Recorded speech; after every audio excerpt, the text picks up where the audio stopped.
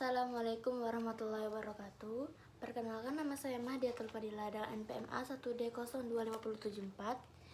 Di sini saya akan mempresentasikan hasil makalah saya, yaitu dengan judul Seseorang berbicara dengan temannya menggunakan bahasa yang berbeda.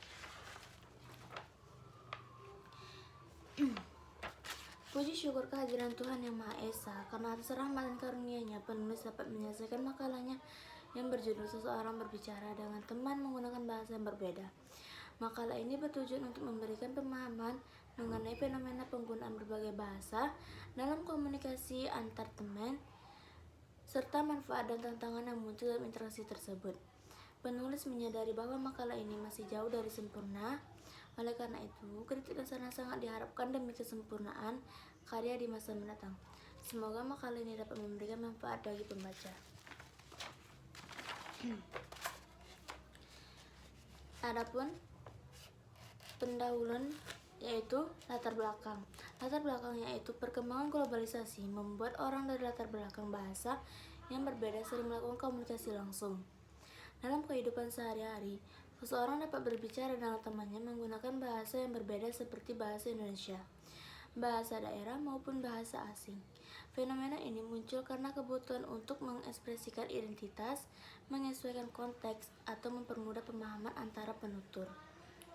Komunikasi multibahasa menjadi hal penting untuk meningkatkan hubungan pertemanan, memperluas wawasan budaya, serta memperkuat kemampuan berbahasa seseorang. Namun, perbedaan bahasa juga sering menimbulkan kendala, seperti salah paham atau ketidakselarasan makna. Oleh karena itu, perlu dipahami bagaimana proses komunikasi tersebut bekerja dan bagaimana penutur mengatasinya.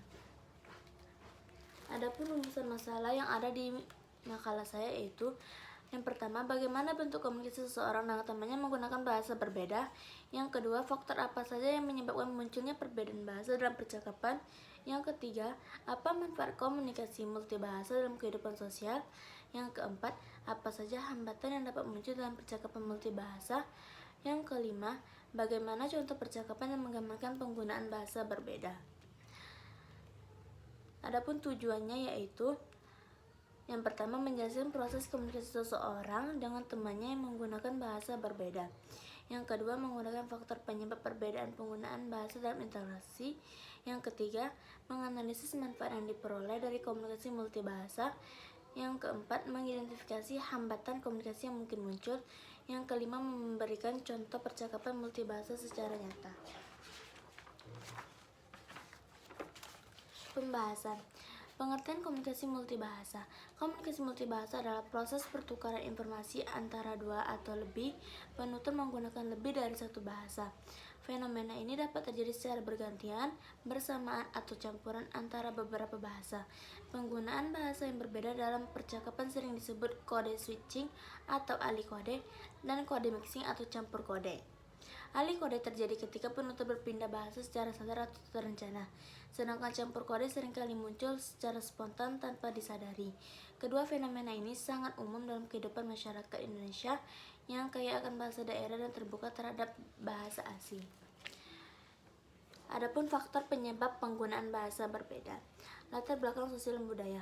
Indonesia memiliki ratusan bahasa daerah, sehingga pertemanan antar individu dari daerah berbeda akan menciptakan komunikasi multibahasa secara alami. Bahasa daerah sering digunakan untuk menunjukkan identitas dan kedekatan. Yang kedua itu kebutuhan akademik dan profesional. Beberapa istilah ilmiah atau kegiatan profesional menggunakan bahasa asing, terutama bahasa daerah. Hal ini membuat percakapan antar teman sering diselingi istilah akademik dan bahasa lain. Yang ketiga, lingkungan pertemanan. Pertemanan yang terbentuk dari latar belakang beragam sering menciptakan kebiasaan baru, termasuk kebiasaan menggunakan beberapa bahasa sekaligus. Bahasa tertentu pilih untuk mencairkan suasana atau memperjelas maksud.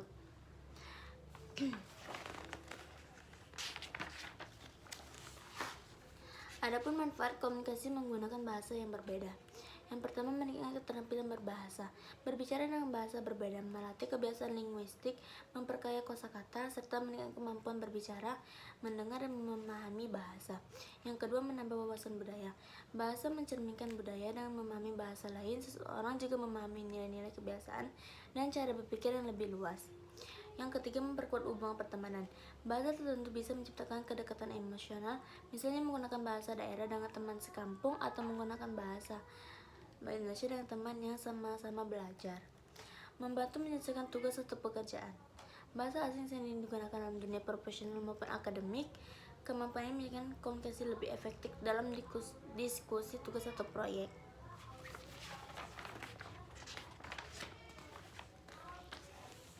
Adapun hambatan dalam komunikasi multibahasa. Yang pertama, perbedaan penggunaan bahasa. Tidak semua penutur menguasai tingkat bahasa yang sama sehingga bisa terjadi kesalahpahaman. Yang kedua, kecanggungan komunikasi. Teman yang tidak terbiasa menggunakan bahasa tentu bisa merasa tidak nyaman. Yang ketiga, campur kode berlebihan. Jika digunakan terlalu banyak, campur kode dapat membuat pesan menjadi tidak sistematis atau membingungkan. Yang keempat, perbedaan intonasi dan budaya. Bahasa bukan hanya kosakata tetapi juga gaya bicara. Perbedaan budaya dapat menimbulkan interpretasi yang berbeda. Contoh percakapan bahasa yang berbeda, yaitu percakapan antara seseorang yang ada di kampus. Kamu hari ini ujian apa? Hari ini aku ujian kurikulum dan pembelajaran. Apakah soalnya sulit?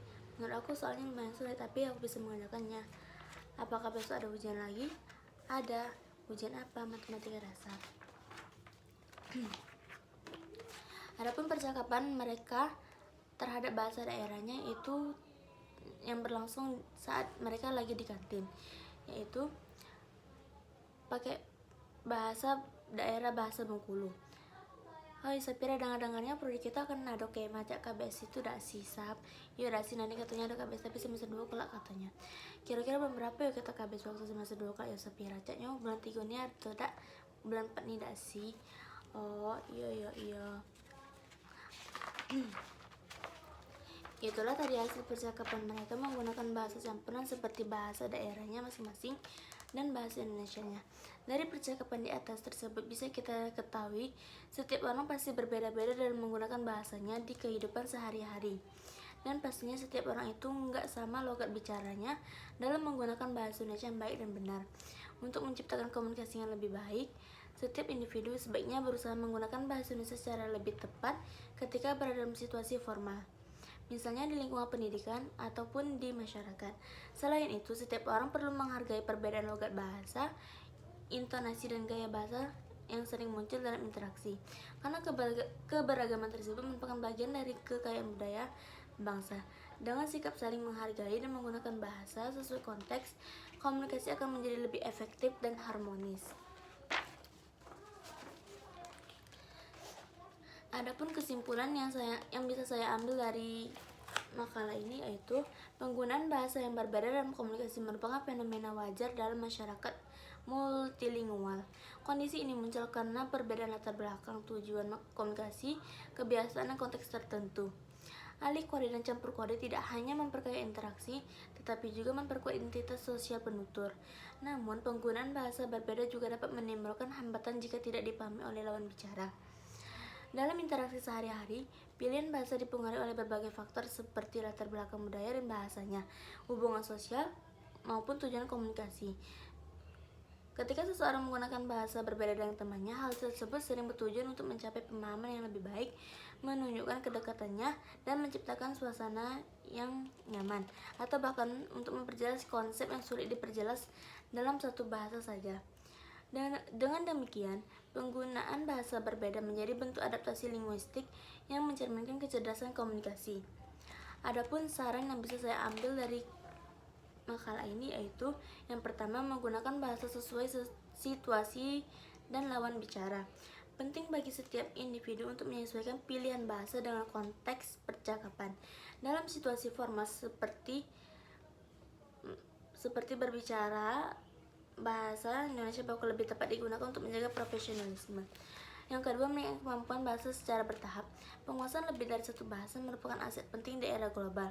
Oleh karena itu, seseorang dianjurkan terus meningkatkan kemampuan bahasa baik, bahasa daerah maupun bahasa lainnya. Dengan kemampuan yang semakin baik, individu akan lebih mudah menyesuaikan bahasa yang digunakan untuk minimalkan risiko salah paham dalam percakapan. Yang ketiga, menghindari penggunaan campur kode berlebihan dalam situasi resmi. Dalam konteks formal, penggunaan bahasa yang bercampur-campur dapat menurunkan tingkat kejelasan pesan dan terkesan kurang sopan. Oleh karena itu, perlu ada kesadaran untuk memahami alih kode dan campur kode ketika berada di lingkungannya. Pemilihan bahasa yang tepat bantu meningkatkan kredibilitas diri dan menjaga mutu komunikasinya. Itulah presentasi dari saya. Sekian dari saya. Wassalamualaikum warahmatullahi wabarakatuh.